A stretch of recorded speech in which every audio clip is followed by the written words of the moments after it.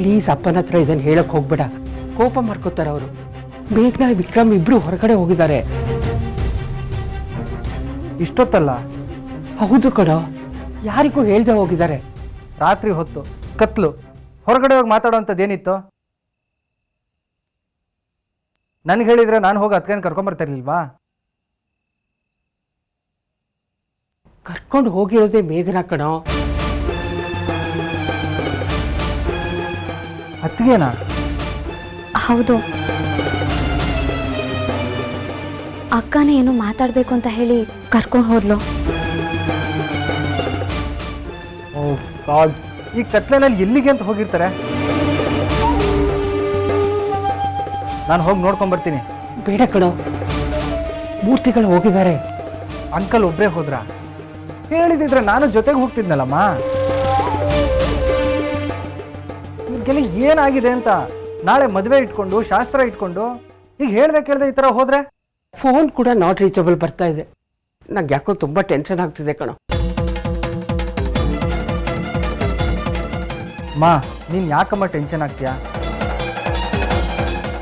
ಕೂಲಾಗಿರೋ, ಅಣ್ಣ ಇದನ್ನಲ್ವಲ್ಲೇ ಅತ್ತೆ ಜೊತೆ, ಏನು ಪ್ರಾಬ್ಲಮ್ ಇಲ್ಲ. ಆದರೂ ಹೊರಗಡೆ ಹೋಗಿ ಮಾತಾಡೋವಂಥದ್ದು ಏನಿತ್ತು?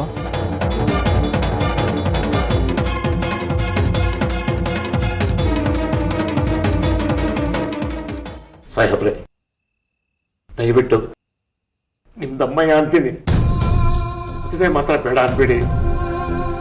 ಮೇಘನ ತುಂಬಾ ಒಳ್ಳೆ ಹುಡುಗಿ. ಅವ್ರ ಅಕ್ಕನ ಸಾವು ಅವಳನ್ನ ಈ ರೀತಿ ಆಡಿಸ್ತಾ ಇದೆ. ಯಾವಾಗ್ಲೂ ಅಂದ್ರೂ ಒಂದ್ಸಲ ಈ ತರ ಆಡ್ತಾಳೆ ಅಷ್ಟೇ. ಹೌದು ಸಾಹೇಬ್ರೆ, ಅವಳು ಓಡಿಸ್ಕೊಂಬಂದ್ಲು ಅಂತ ತಪ್ಪು ತಿಳ್ಕೋಬೇಡಿ. ಆತ್ಮಗಳಿಗೆ ಹಸಿಮೈ ಕಂಡ್ರೆ ತುಂಬಾ ಇಷ್ಟ ಆಗತ್ತೆ. ಮಧುವಂತಿಗೆ ಮೇಘನ ಅನ್ಕಂಡ್ರೆ ತುಂಬಾ ಇಷ್ಟ ಇತ್ತು. ಅವರಿಬ್ರು ತುಂಬಾ ಪ್ರೀತಿಯಿಂದ ಇದ್ರು. ಮೇಘನಾದು ಹಸಿಮೈ, ನಿಂದು ಕೂಡ. ಅದಕ್ಕೆ ಈ ರೀತಿ ಎಲ್ಲ ಆಗುತ್ತೆ.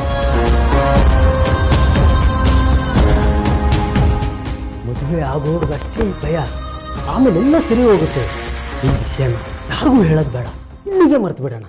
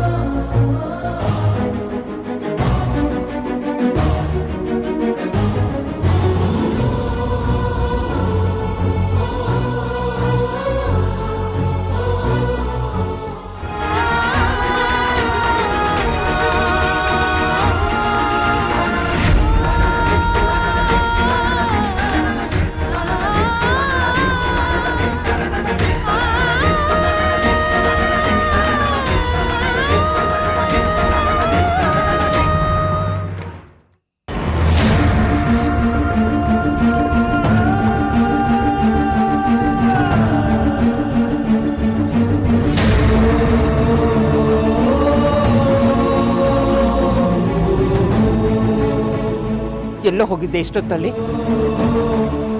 ಎಷ್ಟು ಸಲ ಹೇಳಿದ್ದೀನಿ ನಿನ್ಗೆ ಹೊರಗಡೆ ಹೋಗ್ಬಾರ್ದು ಅಂತ. ಯಾಕೆ ಹೀಗೆ ಮಾಡ್ತೀಯ ನೀನು?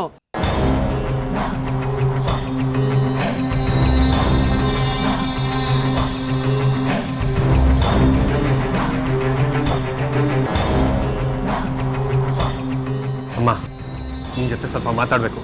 ಬಾ ಒಳಗೆ. ನೀನು ಬಾರೋ.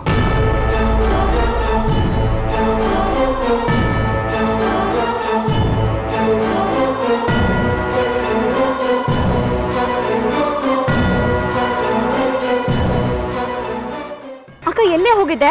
ಮಧುರಾ,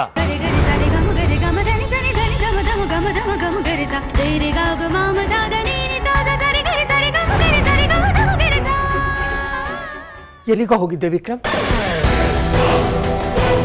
ಯಾರಿಗೋ ಹೇಳ್ದೆ ಕೇಳ್ದೆ? ಏನಿತ್ತು ಇಷ್ಟೊತ್ತಿನಲ್ಲಿ? ಎಲ್ಲಿಗೆ ಹೋಗಿದ್ದೆ ಅಕ್ಕ? ಈಗ ಸುಮ್ಮನೆ ನಿಂತ್ಕೊಂಡ್ರೆ ಏನೋ ಅರ್ಥ?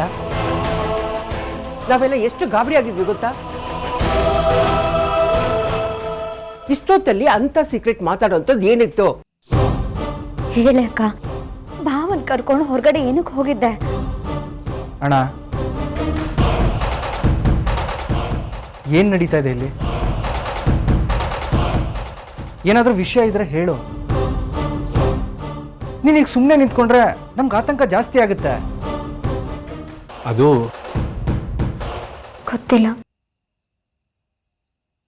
ಇಲ್ಲೇ ಕೂತಿದ್ದೆ ಅಷ್ಟೇ ನೆನಪು. ಎಚ್ಚರ ಆದಾಗ ಮನೇಲಿ ಮಲಗಿದ್ದೆ. ಅಪ್ಪ, ಸಾಹೇಬ್ರು, ಅಳ್ಸಿಂಗ ನಾನು ಕಂಡ್ಬಿಟ್ಟಾಗ 3 ಜನ ನಿಂತಿದ್ರು. ಅಂದ್ರೆ ನೀವು ಹೊರಗಡೆ ಹೋಗಿ ನಿಮ್ಗೆ ಗೊತ್ತಾಗ್ಲಿಲ್ವಾ? ಇಲ್ಲಮ್ಮ, ನಿಜವಾಗ್ಲೂ ಗೊತ್ತಿಲ್ಲ. ಏನೋ ವಿಷಯ ಇದೆ ಅಂತ ಬೇಗನೇ ಕರ್ಕೊಂಡೋಗಿದ್ದು. ಅವಳು ನನ್ನ ಜೊತೆ ಏನು ಮಾತಾಡಿಲ್ಲ. ಮೋಸ್ಟ್ಲಿ ನನ್ನ ಜೊತೆ ಮಾತಾಡೋಕ್ಕೆ ಭಯನೂ ಸಂಕೋಚನೂ ಆಗಿರಬೇಕು. ರಾತ್ರಿ ಮನೆಯಿಂದ ಆಚೆ ಹೋಗಕ್ಕೆ ಭಯ ಅಂತಿದ್ದವಳು ಇಷ್ಟೊತ್ತಿನಲ್ಲಿ ಅಲ್ಲಿವರೆಗೂ.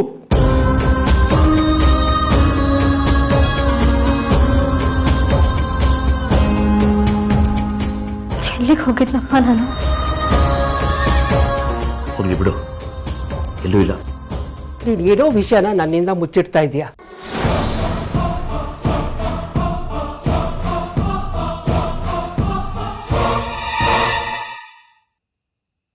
ಏನೋ ವಿಷಯ ಇದೆ, ಅದೇನು ಅಂತ ಹೇಳಪ್ಪ.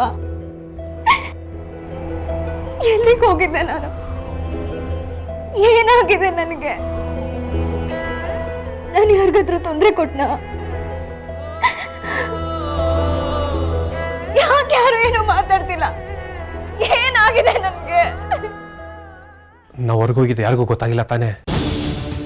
ಇಲ್ಲ ಕಣ, ಗೊತ್ತಾಗಬಾರ್ದು. ಅಪ್ಪನಿಗೂ ಹೇಳ್ಬಿಡಿ, ಸುಮ್ಮನೆ ಗಾಬರಿ ಪಡ್ಕೊತಾರೆ. ಸರಿ, ಎಲ್ಲಿಗೆ ಹೋಗಿದ್ದೆ ನೀನು?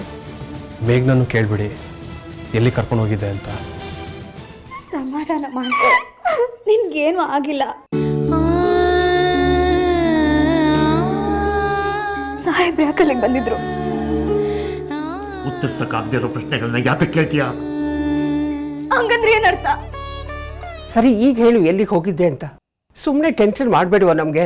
ಮೇಘನಿಗೆ ಅವ್ರ ಅಕ್ಕ ಕಂಡ್ರೆ ತುಂಬ ಪ್ರೀತಿ. ತನ್ನ ಮದುವೆಗೆ ಅವ್ರ ಅಕ್ಕ ಇಲ್ದೇ ಇರೋದು ಅವಳು ತುಂಬ ದುಃಖ ಆಗ್ತಿತ್ತು.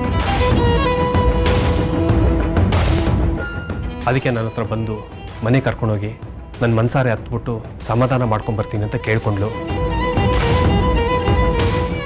ಅಷ್ಟೇ ಮಾ ವಿಷಯ, ಎದುಕೊಳ್ಳುವಂಥದ್ದು ಏನೂ ಇಲ್ಲ. ಇಷ್ಟೇ ತಾನೇ? ನೀನು ಉತ್ತರ ಕೊಡೋಕ್ಕಾಗದೇ ಇರೋಂಥದ್ದೇನೋ ನನಗಾಗಿದೆ ಅಂತ.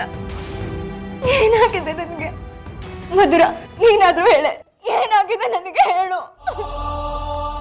ಸಮಾಧಾನ ಮಾಡ್ಕೊಳೆ, ನಿನಗೇನು ಆಗಿಲ್ಲ. ಸುಮ್ಮನೆ ನೀನು ಅಳ್ಬೇಡ ಅಷ್ಟೆ.